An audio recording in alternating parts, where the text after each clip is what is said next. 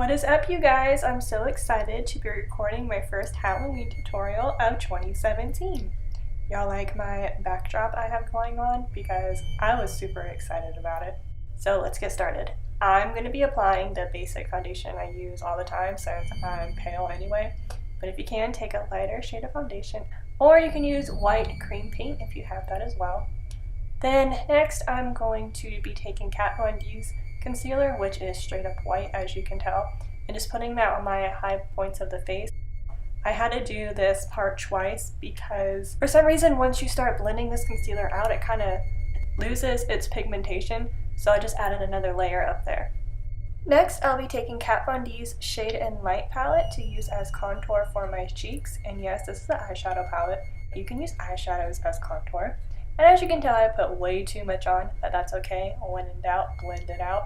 And if that doesn't work, you just use your beauty blender and erase all of your mistakes. Then I'm going to be taking that same Morphe blending brush and contouring my nose and bringing that all the way up into my brow and into my crease a little bit. You don't have to do this part, but I just wanted to sculpt my face out a little bit.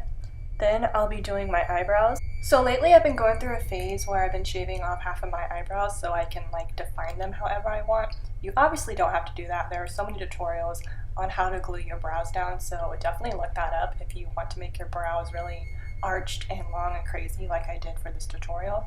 And then I'm going to be taking the same eyeshadow in my Kat Von D palette and just filling in my brows a little bit more with an angled brush to make them a little bit more dark. Now I'm going to be taking these two shades with that same Morphe brush and I'm going to be filling in my crease. So I'm kind of connecting it from my nose and blending it really far out. You just want to take your time and stroke your brush in windshield wiper motions. Now I'm going to be taking a smaller definer brush just to deepen up my crease a little bit. I'm using the same color eyeshadows, and you don't have to do this part if you are happy with how your eyeshadow looks. I'm just a little bit extra. Now I'm taking a clean blending brush by Wet n Wild and blending out any harsh edges I may have. Now I'm going to cut the crease with my concealer using a flat eyeshadow brush. I used the concealer by Kat Von D that I used earlier, but I kind of had some trouble with it. So if you have a concealer that's a few shades lighter than your foundation, or if you're just pale like me and it is the shade of your foundation, that will work too. And when you're done doing that, you just pack some white eyeshadow over it so everything is set into place. Now time for a bold and dramatic wink. You can wing your liner however you want, or you don't have to put any liner on at all, but knowing me, eyeliner is a must. So I am using Kat Von D's eyeliner, of course, because it's my favorite, and nothing will ever replace her because she is the best. And then I popped in some black contacts and put some lashes on. First time ever wearing contacts, and it wasn't as bad as I thought it would be. Okay, so now for the bottom lash line.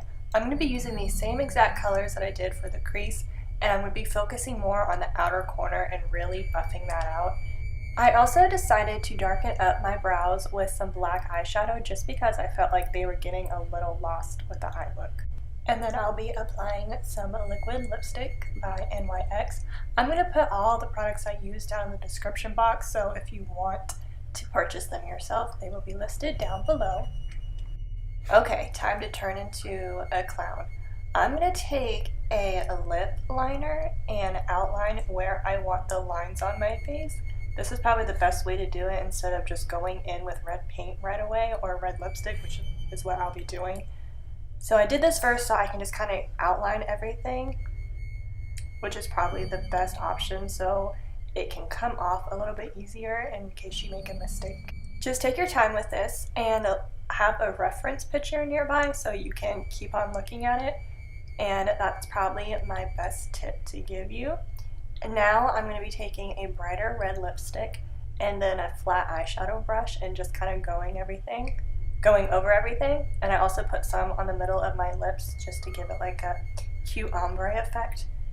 And I did the same with my mouth, just kind of went over it with a flat eyeshadow brush. If you have painting brushes, that'll probably be the better option, but this is kind of all I had.